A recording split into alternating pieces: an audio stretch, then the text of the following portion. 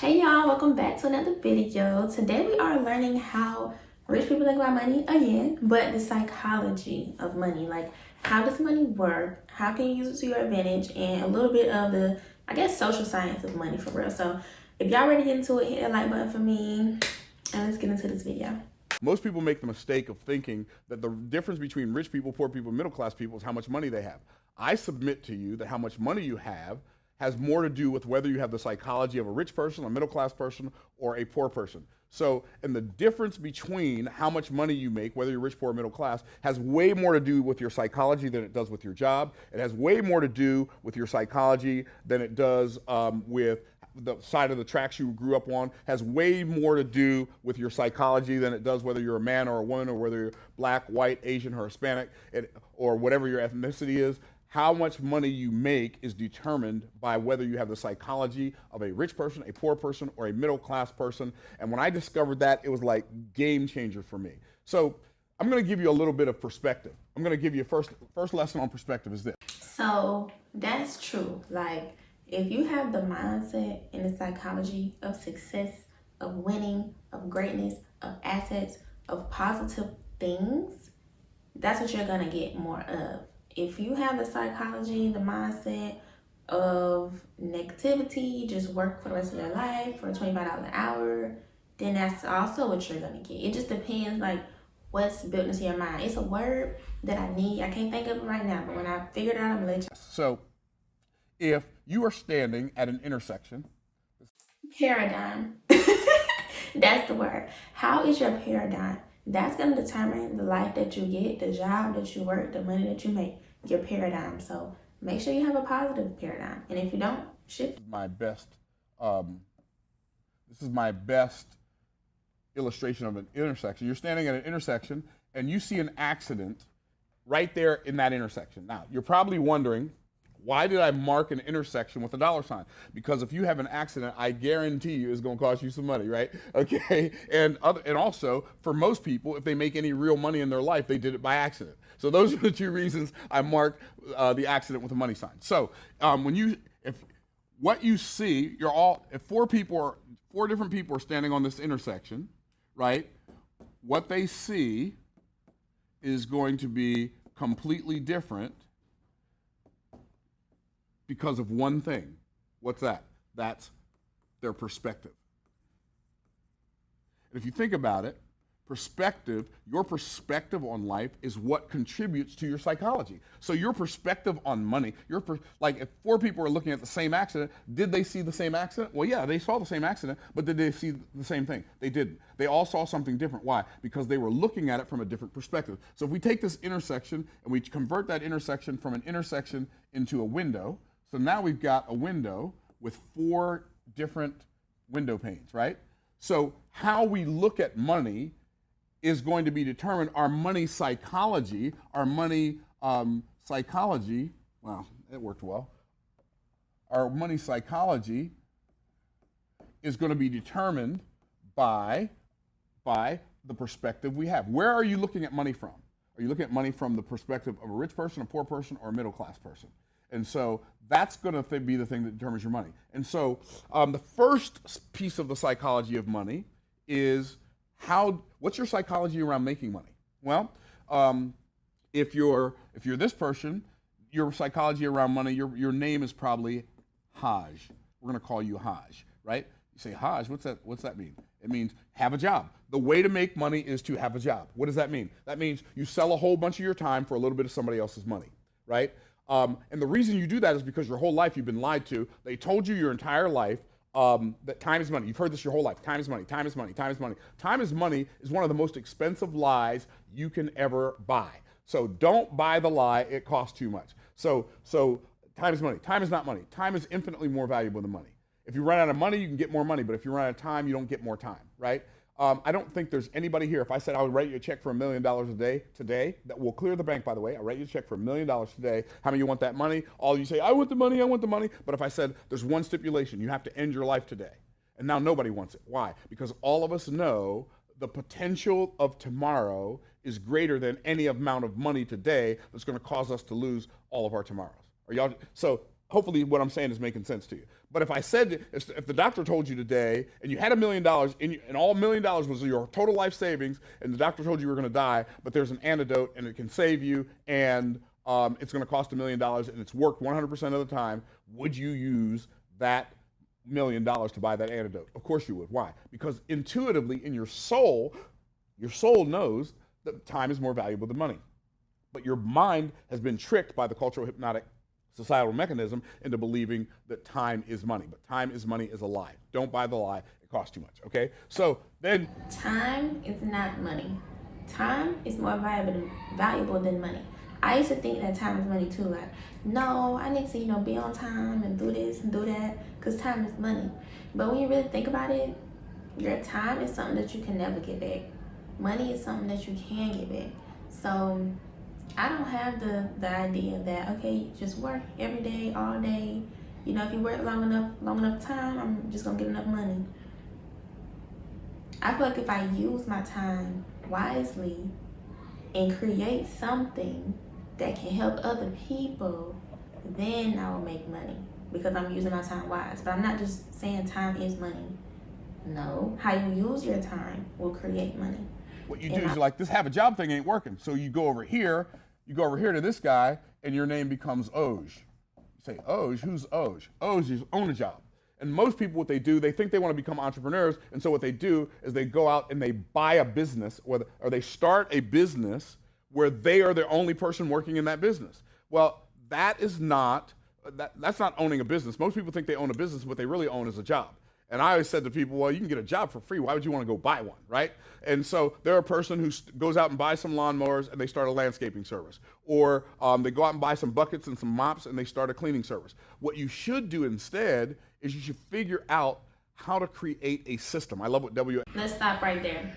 And I was a nail tech a couple years ago, which is basically owning a job. And I know that now, but I didn't know that when I first started. Like, I figured it out last year sometime, but it's just the fact that owning a job and having a job is too close to the same thing. To have a job, somebody else already got the money. They just give you a little piece of the pie for working for them, but they don't have to work. So you're funding their dreams. To own a job, you're in there working. You still getting a piece of other people's money, the clients. You're getting a piece of their money. And, you own your own time, but you're still wasting time because time is money. If you decide to do 3, 4, 5 nail sets a day at $100 each, okay, you're gonna make $300, $400, $500, but I promise you're gonna be in that salon all day. You're not gonna have no life. Point blank, I did it. So it's like, you really can't have both if you're trying to own a job. That ain't the way. That's not the way. Like, that's a good way to start into entrepreneurship and learn about business and all that kind of stuff. You gotta work to learn how to work with other people, but that ain't the way. So let's hear what he got to say. Edward Snedden said, he said, systems under which people work account for 90% of the failure. Therefore, the key to success in any endeavor is to perfect the system. Oh, okay, cool, got it. So what do I want to do? You don't want to be this guy, you want to be this guy. You want to be OS. OS, what's that? Own a system. What's a system? A system is some mechanism that you use that makes you money every month. Like, did you know that you could write a Kindle book a month? If you wrote one Kindle book a month, and you could eventually get that Kindle book making you $1,000, right? So you're selling $1,000 worth of that Kindle book every month. You get, by the end of 12 months, you got 12 books. Congratulations, you got a business. You got a system that's paying you $12,000 a month. If you have a membership site, and the membership site costs you $97, cost your members $97 a month, you go out and you get 200. And think about this, since I'm making this video. Imagine making one YouTube video that can stay up for the rest of life and just generate money. And you just made one video, and now you in Antarctica, the United States, Africa, Indonesia. Your place is everywhere, and it's generating money for you because you made one video. And imagine if you make 100 videos. You see how that add up? Listen, options are endless when you think, when you have the correct psychology, the correct paradigm. Members, you're making $20,000 a month.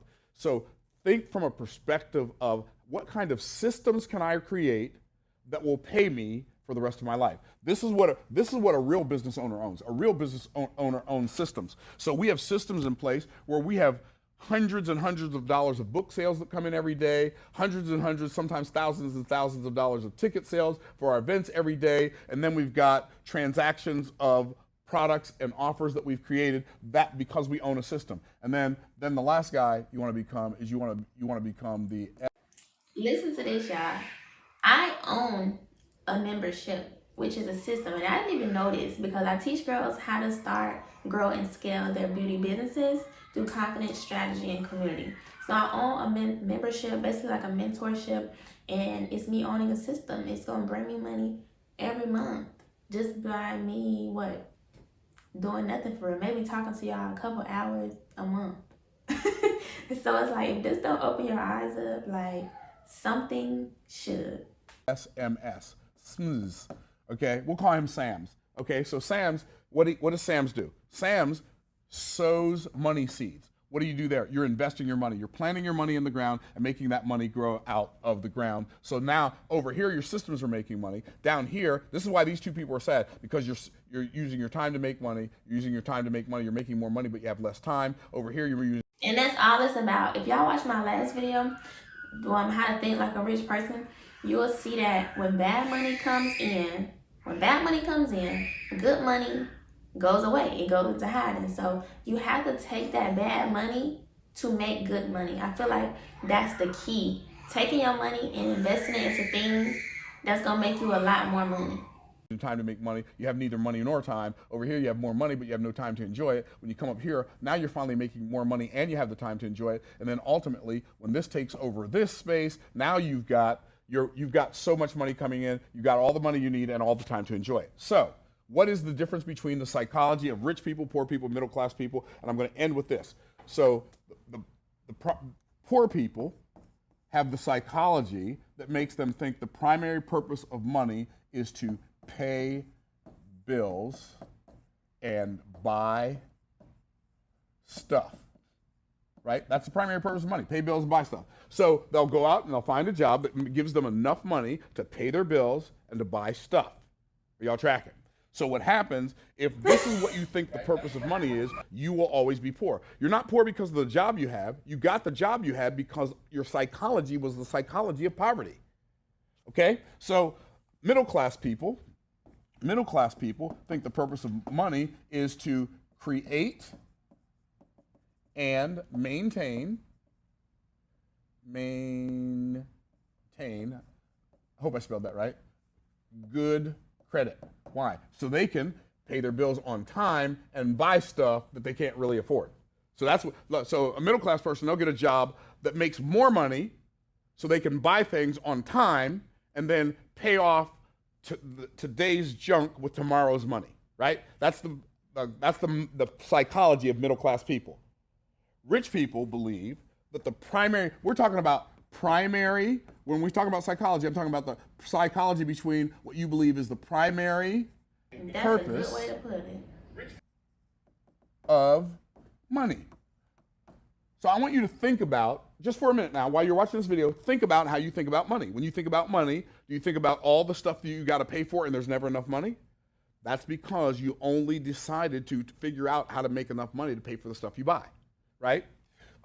So rich people believe, the psychology of rich people when it comes to the purpose of money, rich people believe the primary purpose of money is to turn it into, watch this now, more money.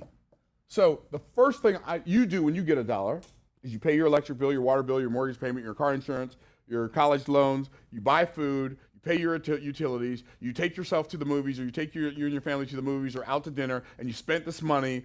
That's all we doing 2025, 2026, 7, 8, 9. Taking money and turning it into more money. Quit playing now. He on to something. If you got this far in the video, comment down the favorite gem that you think he dropped. Like, what was something you didn't know? What's something you happy you know now? Like, how do you feel about this video? Drop it in the comments. Because you gave yourself a temporary relief of the pain of being broke, right? Or you go out, your car, it has 36,000 miles on it. Oh my goodness, it's so high mileage. I got to go get a new car. And you really want a new car because you're bored with your old car, right? But the reality is, all you have to do is think about it from a different perspective. So you make enough money, you go buy the stuff, you pay the bills, blah, blah, blah, and you maintain good credit. You got your 750 credit score, your 850 credit score, and you're excited because now I can go buy anything I want, even though I can't afford it.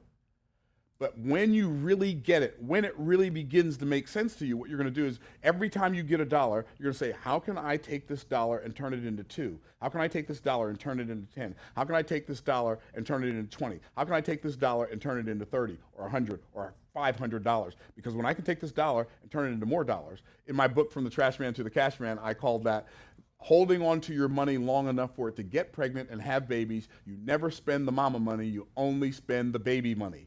That's what rich people think about. How can I turn this money into more money? Now, here's the final thing I'm going to say is this. The other thing is middle-class people and poor people are afraid to take their money and invest it in something that's going to make more money because middle-class people and poor people, these people want a guarantee. How can I turn this money into more money? I've been saying that for the past 3 videos straight. If this is not ingrained in y'all head, get it there.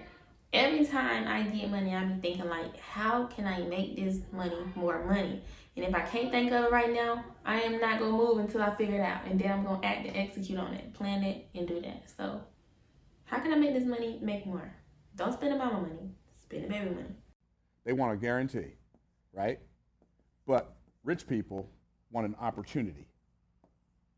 So if you become the kind of person who seeks opportunities over guarantees, and your primary purpose for money is to turn it into more money, then every time you get money, you're going to be looking for a way to turn it into more money, and congratulations, you've developed the psychology of rich folks. Hope that helps. Like the comment, like this video if it made sense to you, comment on it, subscribe, like, comment, subscribe, share, like all that fun stuff. Help the people you know if you think this information will be helpful for them. Hope it helped. Dr. Myron Golden signing out. Bye for now. What opportunity can you find today to make your money make more? That's the end of this video. Thank you for watching, and I will see you in the next one. Hit the subscribe button if you want to see more of me and get into the nitty-gritty of getting rich, okay? Okay, bye.